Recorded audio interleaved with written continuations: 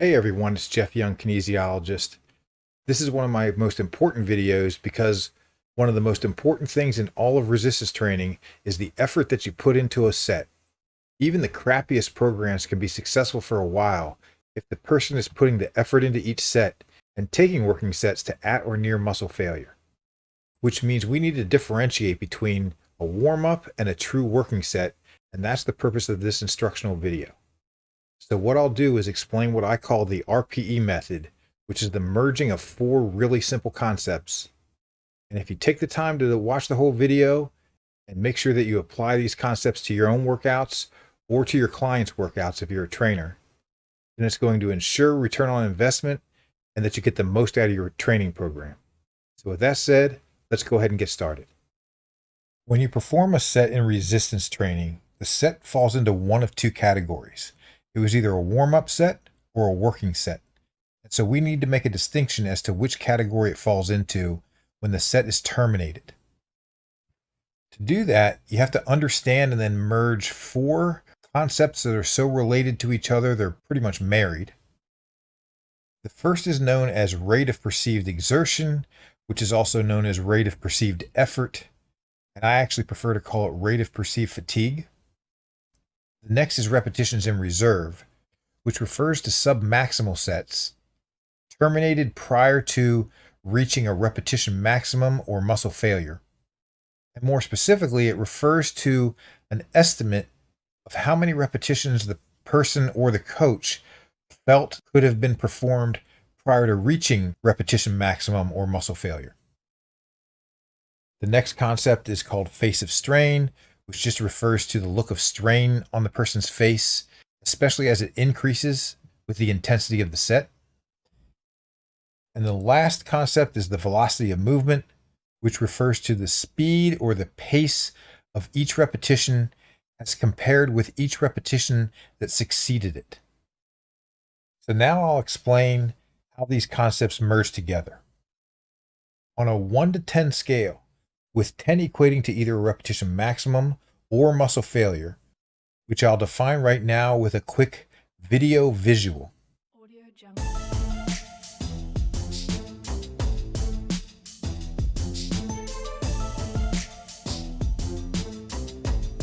Audio jungle.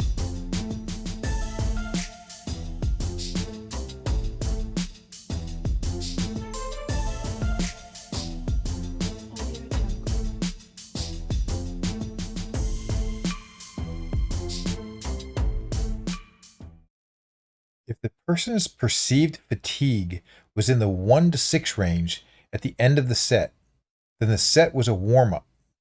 And if the person's perceived fatigue was in the 7 to 10 range, then the set was a true working set.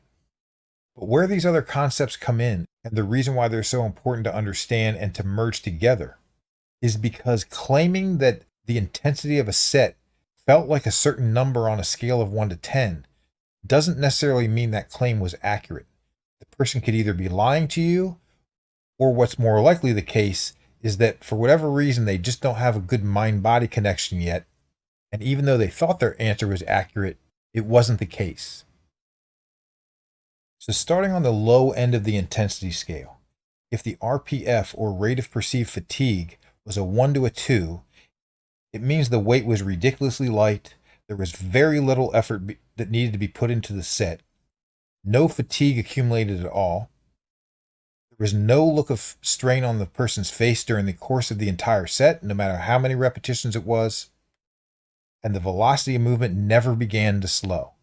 So in other words, the speed of each repetition was equivalent to every other repetition in the set.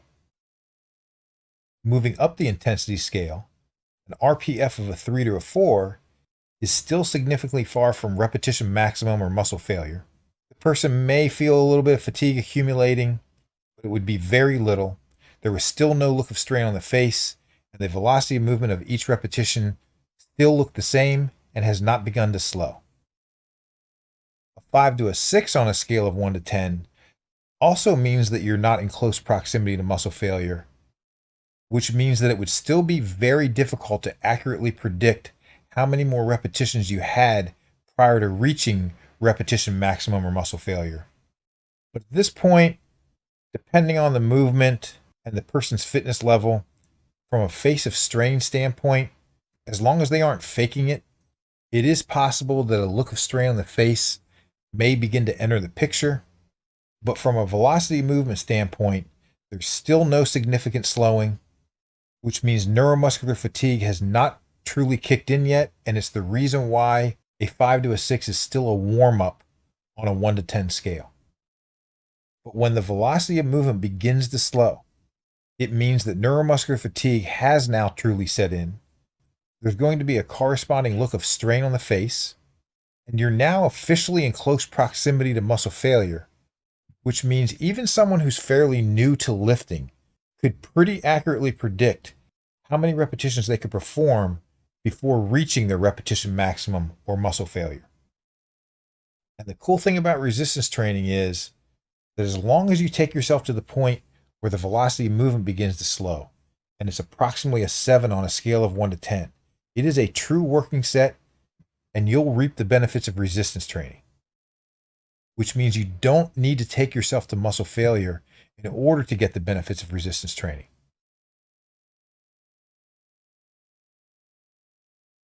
But the truth is, unless the individual has some sort of condition where to be safe, they shouldn't go higher than a 7. You really want to ebb and flow with your intensities so that some days are lighter working sets, right around a 7 or a 7.5, and other days are in the 8, 9, or occasionally the 10 range. And so if you reach a 7 where you had approximately 3 to 4 repetitions left in the tank and decide to perform another repetition, you're now moving up the totem pole to an 8 on an RPF scale. You're in closer proximity to muscle failure. More specifically, it's defined as being within about 2 to 3 repetitions, although this would depend on the repetition range that you're in. More on that later. The look of strain on your face is now beginning to increase, and the slowing of the velocity of movement is beginning to become closer to a stop. And then if you continue with a set and perform another repetition so that you reach a 9 RPF, you're now within 1 to 2 repetitions of muscle failure. The look of strain on the face is near maximal. The velocity of movement is near a stop, and you can tell intuitively that you're near your repetition maximum or muscle failure. And then a 10 would be defined where you completed the last repetition of the set that you were able to complete with proper form, where the accumulation of fatigue would not allow you to perform another repetition. And because of that, the velocity of movement came to a stop. So as you can see, all these concepts are really simple to understand. They're all extremely closely related. But the most important of these 4 concepts by far is the slowing of the velocity of movement.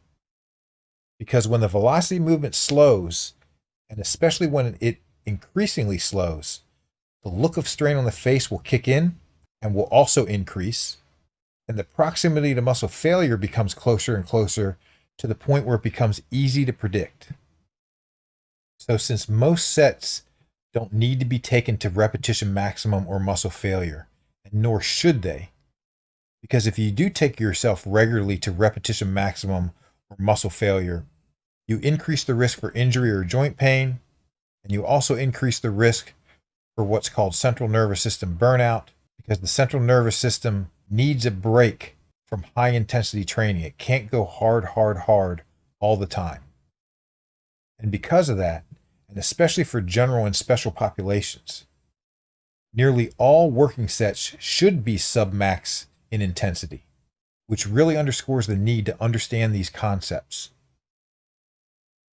So when you're lifting, or if you're a coach observing your client, you really need to be in tune with the velocity of movement of each repetition in any set. Because if the intent of the set was to be a warm-up, and the velocity of movement began to slow, and a look of strain on your face started to occur, then in that particular set you loaded up too much because you took the set to a working set.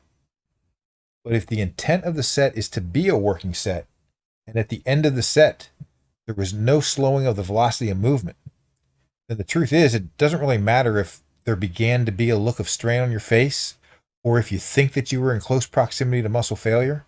If the velocity of movement didn't slow, it was a warm-up, and not a true working set.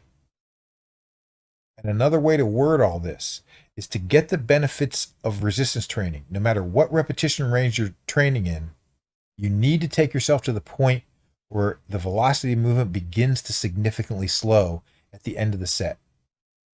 Once it starts to slow and has become approximately a 7 on a scale of 1 to 10, whether or not you want to continue with repetitions and take yourself closer to repetition maximum or muscle failure becomes an executive decision based on how you're feeling that day or what the goal of the session is.